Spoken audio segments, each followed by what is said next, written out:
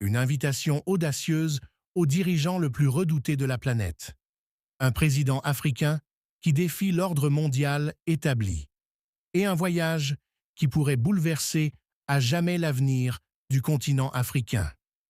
Dans le cœur vibrant de Ouagadougou, la capitale du Burkina Faso, le président Ibrahim Traoré se tenait pensif dans son bureau.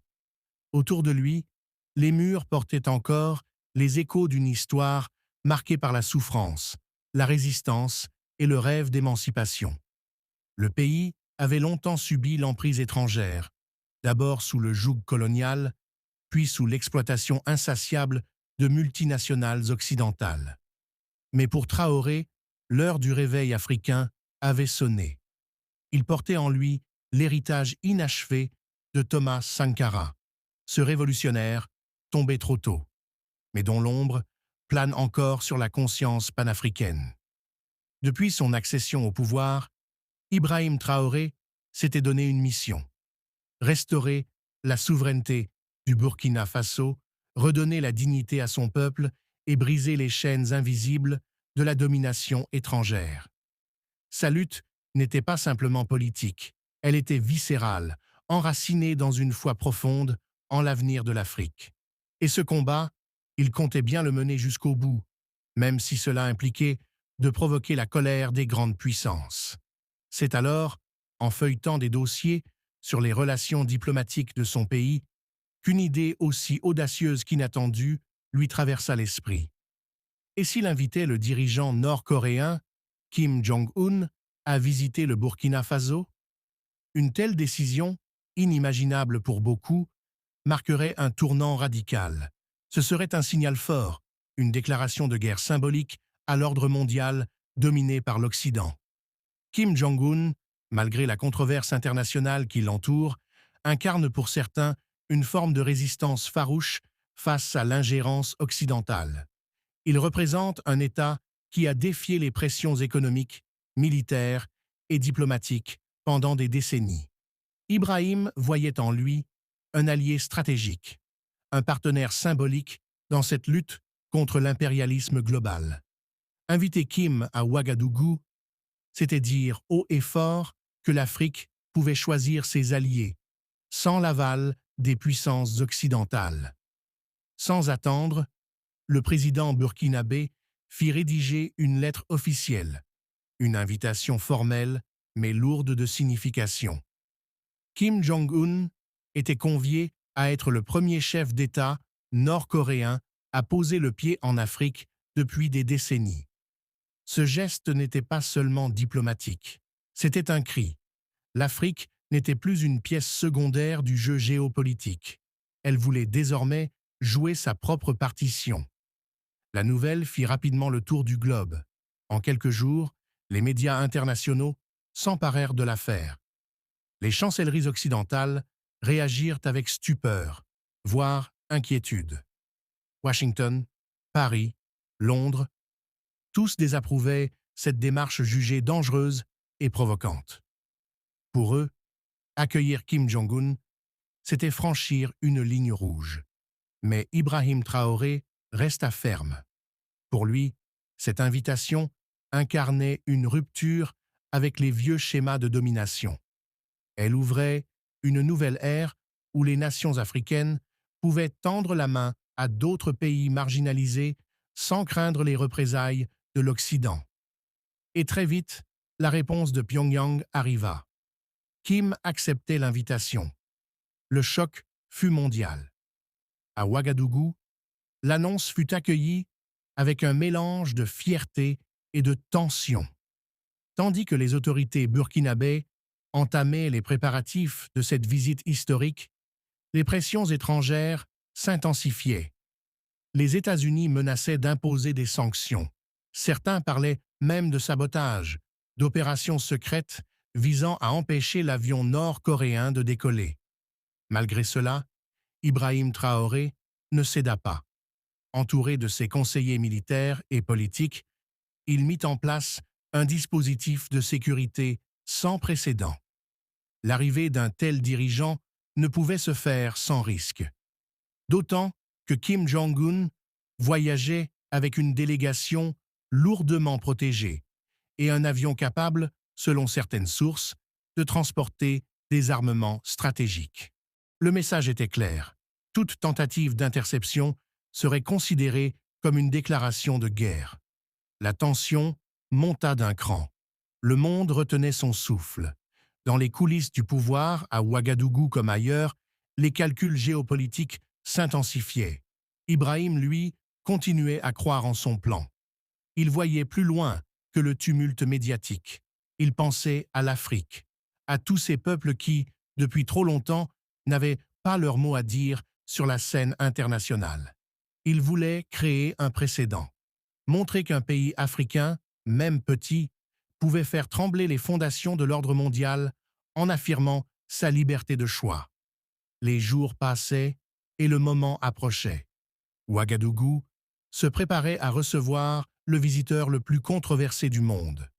Dans les rues, entre peur et espoir, les discussions allaient bon train. Certains voyaient en cette visite un danger immense. D'autres, une opportunité unique de réaffirmer l'identité africaine. Dans son bureau, seul face à l'histoire, Ibrahim Traoré repensait à Sankara, à ses discours, à son rêve d'une Afrique libre, unie et souveraine. Il savait que ce qu'il s'apprêtait à faire allait bien au-delà d'un simple protocole diplomatique. C'était une révolution silencieuse, une manière de dire au monde « l'Afrique n'est plus à vendre ». Et tandis que l'avion de Kim Jong-un approchait du tarmac burkinabé, une seule question résonnait dans l'esprit de tous. Le monde laissera-t-il ce moment se dérouler ou tentera-t-il une fois de plus d'étouffer la voix d'un continent qui se réveille? Mais le plus difficile restait à venir. Si cette visite se déroulait sans incident, elle pourrait ouvrir la voie à une nouvelle ère où les nations africaines décideraient de leur avenir sans l'ingérence étrangère. En revanche, si elle échouait, elle risquait de compromettre des décennies d'efforts pour l'autonomie du continent. Ibrahim Traoré en était pleinement conscient. Pourtant, il ne reculait pas. Dans son esprit, l'Afrique avait le droit de choisir librement sa trajectoire, sans pression ni diktat extérieur. Les jours qui suivirent l'arrivée de Kim Jong-un furent marqués par une intensité rarement vue à Ouagadougou. Entre réunions diplomatiques, conférences de sécurité et apparitions publiques, le rythme était effréné. La capitale vibrait d'un mélange d'enthousiasme et d'anxiété. Pour beaucoup de citoyens, ce moment était historique. Jamais auparavant, un chef d'État aussi controversé, incarnation de la résistance à l'influence occidentale, n'avait foulé leur sol. Les rues de Ouagadougou devenaient le théâtre d'une scène géopolitique sans précédent. Cette rencontre était plus qu'un simple geste diplomatique. C'était une révolution dans la révolution. Un message fort envoyé au reste du monde. L'Afrique pouvait nouer des alliances hors des sentiers tracés par les anciennes puissances coloniales. L'accueil réservé à Kim Jong-un était solennel. Mais sous cette surface maîtrisée, la tension était palpable. Les États-Unis, en particulier, considéraient cette visite comme une provocation directe. Washington, Londres et Paris multiplièrent les mises en garde, accompagnées de discours de plus en plus menaçants. Ibrahim Traoré, bien qu'habitué à la pression internationale, ne pouvait ignorer les risques. L'ombre d'une intervention, discrète ou directe, planait sur l'événement. Les enjeux étaient immenses.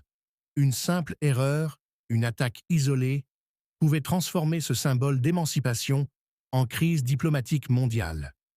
Le président burkinabé convoqua plusieurs réunions d'urgence avec ses conseillers, tandis que l'équipe de sécurité nord-coréenne redoublait de vigilance. Pendant ce temps, des rumeurs circulaient dans les cercles diplomatiques d'Afrique de l'Ouest. Certains évoquaient une opération secrète en préparation, visant à perturber, voire interrompre, la visite. L'idée même que des puissances étrangères puissent envisager de capturer ou d'intimider un chef d'État en déplacement témoignait de l'intensité de l'opposition à cette alliance inattendue. Pour Ibrahim Traoré, cela ne faisait que renforcer sa conviction. L'Afrique devait sortir du joug des intérêts extérieurs.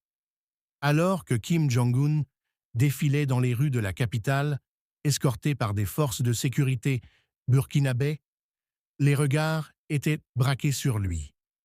La foule, curieuse et fière, agitait les mains, certains acclamant avec ferveur, d'autres observant avec prudence. C'était un moment complexe, révélateur des espoirs et des craintes d'un peuple qui voulait croire en un futur plus libre. Dans l'intimité du palais présidentiel, les échanges entre les deux dirigeants étaient francs et profonds. Kim Jong-un se montra plus attentif et engagé que ce que l'image internationale laissait croire. Il exprimait une réelle admiration pour les luttes africaines contre la colonisation et salua le courage de figures emblématiques comme Thomas Sankara. Il voyait en Burkina Faso un partenaire stratégique et un symbole de résistance. Mais cette parenthèse de calme fut brutalement interrompue. Tard dans la nuit, alors que les préparatifs d'une nouvelle rencontre battaient leur plein, un message d'alerte fit irruption. L'un des véhicules de la délégation nord-coréenne avait été pris pour cible. Une attaque rapide, précise, menée par des hommes armés dont l'origine restait floue. Très vite, les soupçons s'orientèrent vers des mercenaires liés à des intérêts étrangers. La tentative d'attentat échoua, mais le choc fut immense. Pour Ibrahim Traoré, cela ne faisait plus de doute. Certains acteurs internationaux étaient prêts à tout pour saboter cette alliance. Sa colère se transforma en résolution. Il comprit que ce combat dépassait de loin la simple visite d'un chef d'État. Il s'agissait d'un affrontement entre deux visions du monde, l'une fondée sur la domination, l'autre sur la souveraineté. Le président convoqua ses chefs militaires et ses conseillers. Un seul mot d'ordre, continuer.